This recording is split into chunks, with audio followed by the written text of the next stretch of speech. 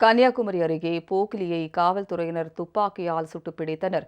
கன்னியாகுமரி மாவட்டம் சுசீந்திரம் அருகே கரும்பாட்டூர் பகுதியைச் சேர்ந்தவர் போக்கிலி செல்வம். இவர் மீது குமரி, நெல்லை, தூத்துக்குடி உள்ளிட்ட மாவட்டங்களில் 6 கொலை வழக்குகள் உட்பட 27 குற்ற வழக்குகள் உள்ளன. இவர் பல்வேறு வழக்குகளில் நீதிமன்றத்தில் முன்னிலையாகாமல் இருந்ததால் பிடியாணை பிறப்பிக்கப்பட்டது. இதையடுத்து போக்கிலி செல்வத்தை தேரூர் பகுதியில் காவல்துறையினர் பிடிக்க முயன்றுள்ளனர். அப்போது 5 கிராமம் காவலர் லிபி பால்ராஜை அரிவாளால் வெட்டிவிட்டு போக்கிலி தப்பிக்க முயன்றுள்ளார். இதனால் காவல் ஆய்வாளர் ஆதாம் அலி போக்கிலியை துப்பாக்கியால் சுட்டுப்பிடித்தார்.